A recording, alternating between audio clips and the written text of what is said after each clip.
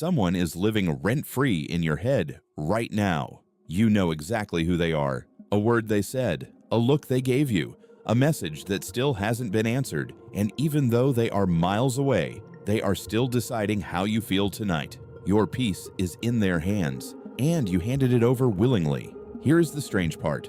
2,000 years ago, a man sat down and mapped out the exact mechanism for why this happens. He drew it. Circles inside circles. And inside those circles was the answer to a question you have never been able to solve. Why do the people closest to you have the power to break you? And how do you take that power back? Stay with me, because by the end of this, you will never look at the people in your life the same way again. His name was Hierocles. He lived in the 2nd century in the long shadow of Rome, at a time when the Stoic school was fading into memory. Most of what he wrote is gone, burned, lost, buried. For centuries, scholars had only fragments, torn scraps of a mind that had figured out something no one else had.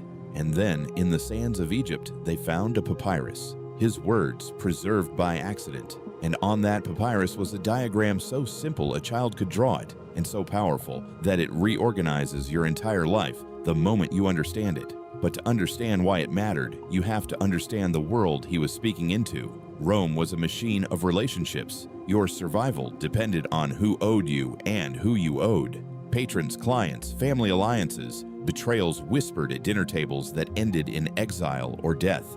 In that world, everyone was pulling on everyone else. Every person you met wanted a piece of you, your loyalty, your money, your reputation, your time. And most people spent their entire lives being dragged in whatever direction the loudest voice pulled them. Hierocles watched this, and he asked a question that almost no one dared to ask. If everyone around you can pull you, then who are you when no one is pulling? Where do you actually end, and where do other people begin? Most people never find out. They live and die as a bundle of other people's expectations. And here is where it gets strange. Hierocles did not answer with a rule. He did not say, cut people off. He did not say, trust no one.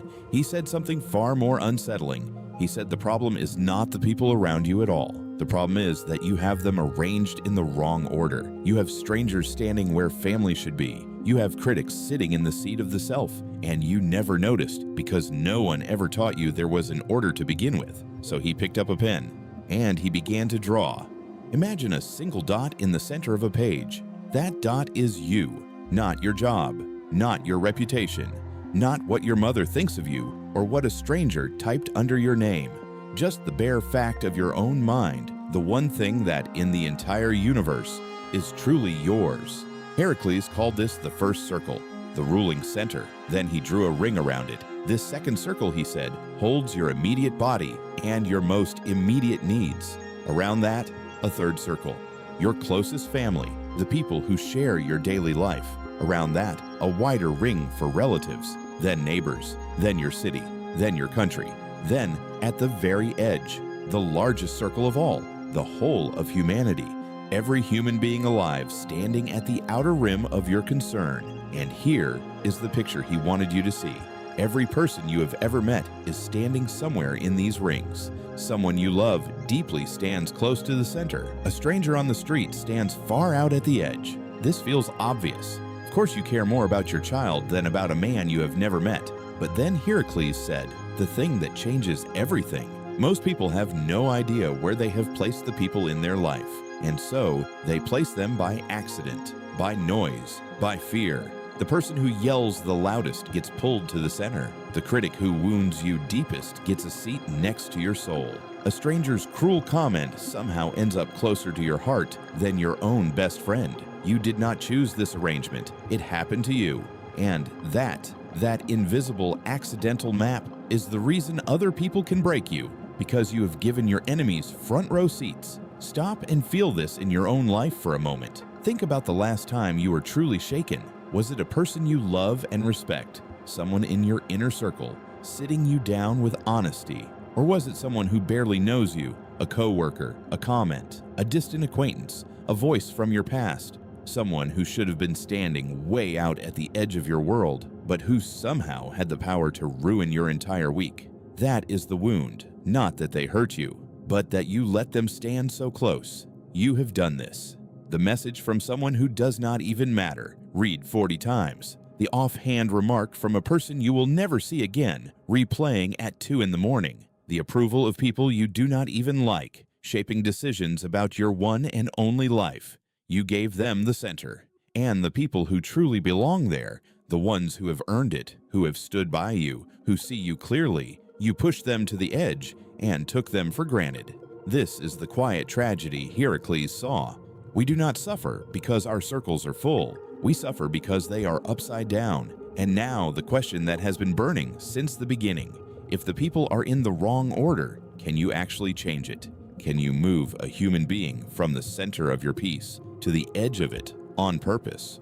Or are you just stuck with the map you were handed? Hierocles said yes, you can. And he gave a method so precise it feels almost mathematical. This is the 3-step code. Step 1. He called it a strange and beautiful thing, the contraction of the circles. He said the goal of a wise life is to draw the outer circles inward toward the center, to treat the stranger with the warmth you would give a cousin, to treat your city with the care you would give your own household, to pull the distant closer so that your kindness expands outward to cover more and more of the world. This is the part everyone quotes. Draw them in. Care more widely. But here is what almost no one realizes. If you can pull the outer circles inward, then the reverse is also true. You can push the inner ones back out. And this is the step that sets you free.